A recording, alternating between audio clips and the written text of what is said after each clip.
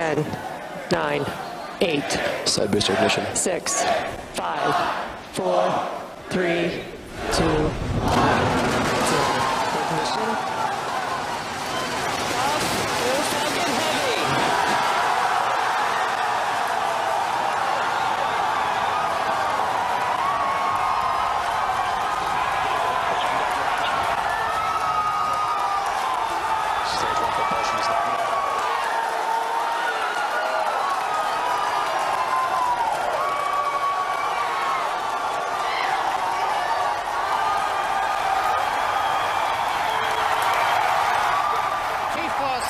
Seconds, if you can hear me over the cheering. Falcon Heavy heading to space on our test flight. Building on the history of Saturn V Apollo, returning pad 39A to interplanetary mission. We're getting ready to throttle down for max Q.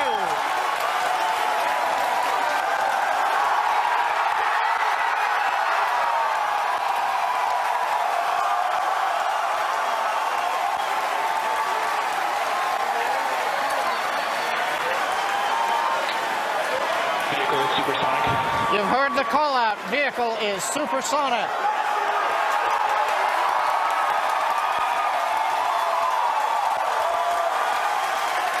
Side boosters are now throttling back up to full Vehicle power. has reached maximum dynamic pressure. We're past max Q, the period of maximum loads on the vehicle. Next up, we'll be waiting for the side boosters to begin to throttle down prior to booster engine cutoff and separation 2.5 minutes into flight.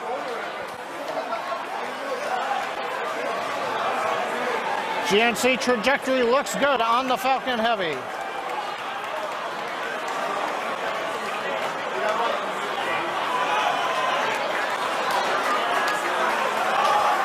Reports show that the M1D engine performance is nominal. Contact engine sales begun.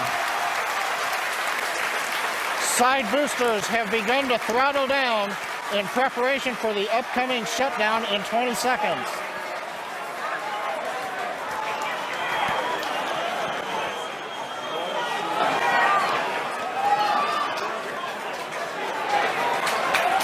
Major event coming up with side booster shutdown and separation.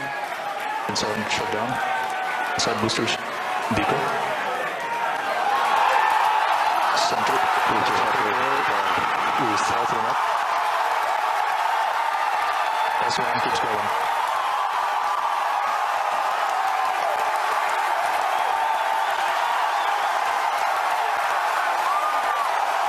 Still booster base box starting.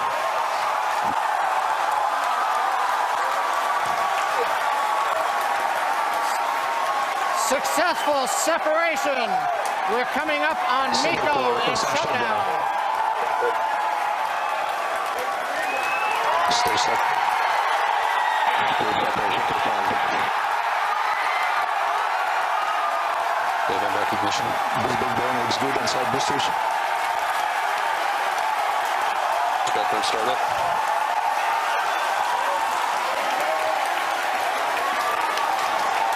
Coming up on fairing separation. Center core side engines on fire, also look good.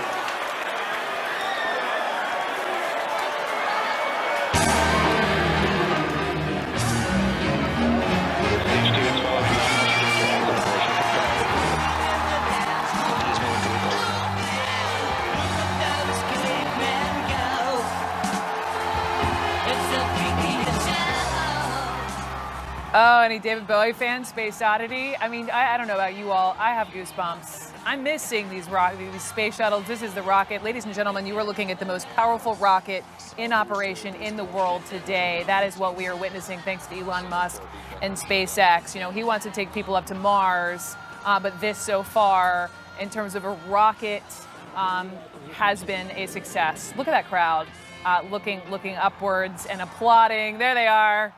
Let's go to Miles O'Brien, first of all, who you know, knows all things space. And, I mean, a huge moment, obviously, for Elon Musk and SpaceX. What's the goal here?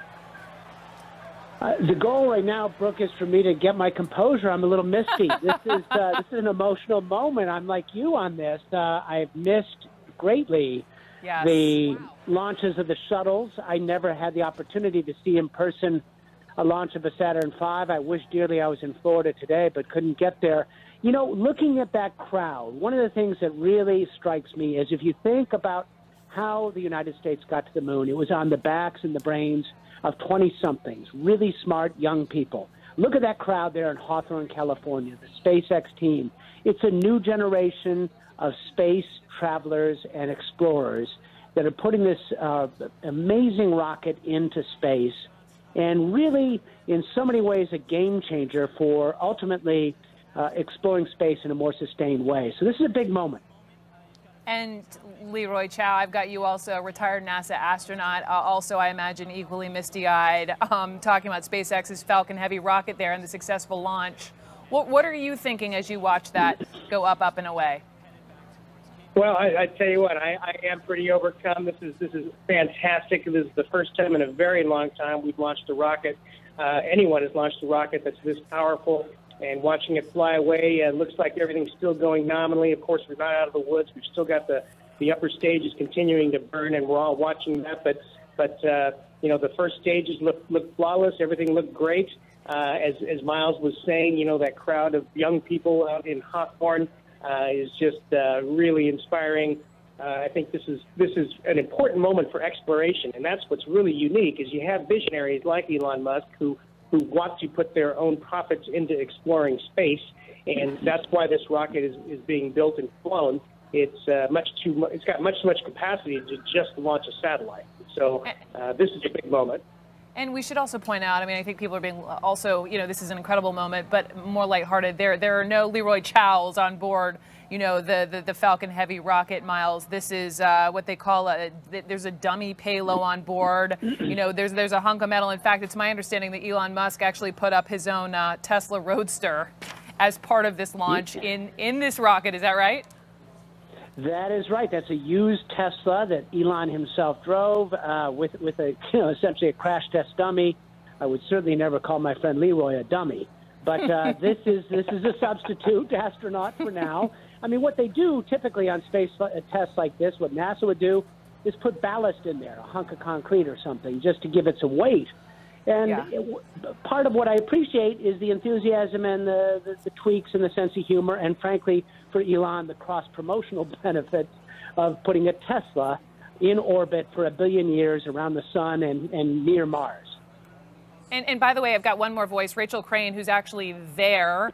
Lucky fellow space geek who's there taking it all in, jumping up and down. I feel your enthusiasm, jumping in front of the camera. Rachel, talk to me and tell me also about these boosters.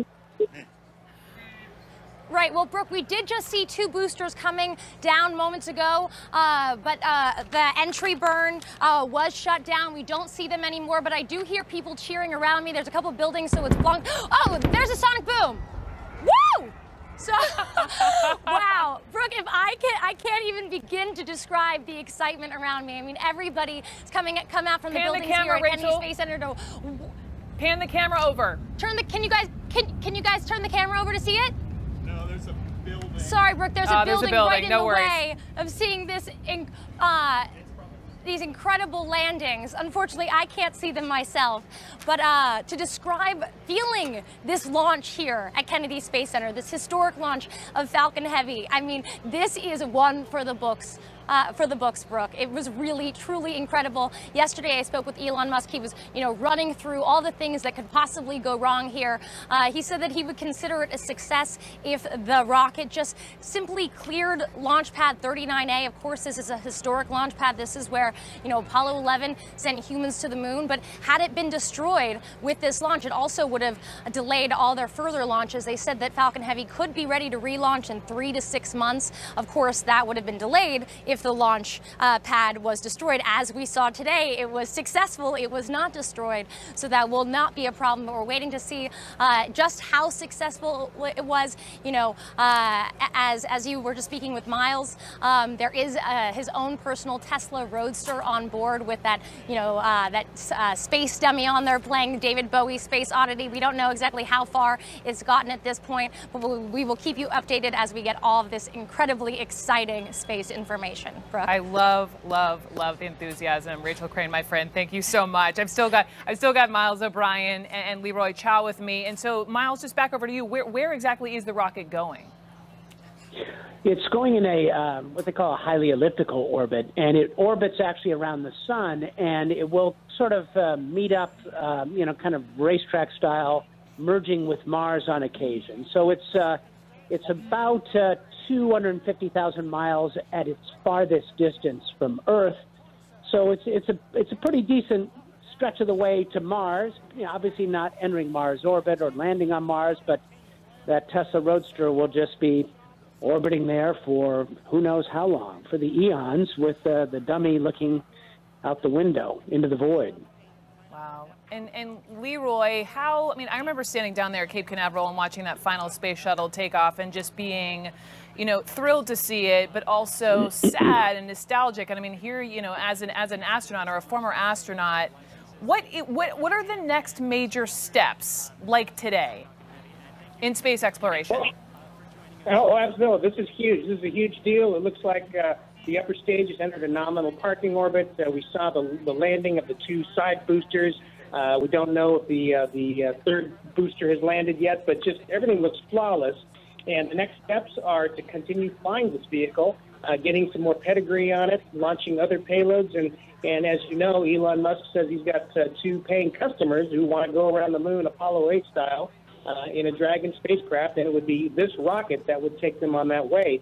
And that would be a huge deal because, of course, that would be the first commercial vehicle that leaves Earth orbit with passengers, with astronauts on board, you know, that, geez, I mean, ever.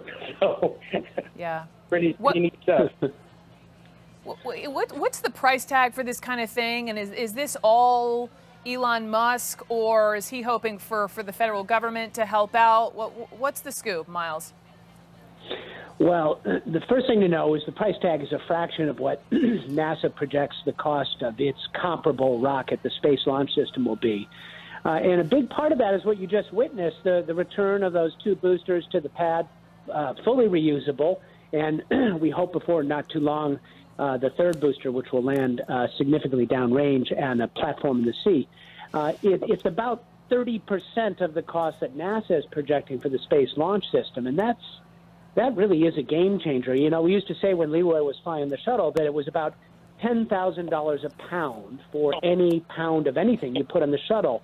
Elon Musk is claiming below $1,000 a pound. So we're talking about an order of magnitude here, and that changes everything when you talk about space exploration. So, you know, you have to ask yourself who's going to get to Mars first, NASA or Elon Musk.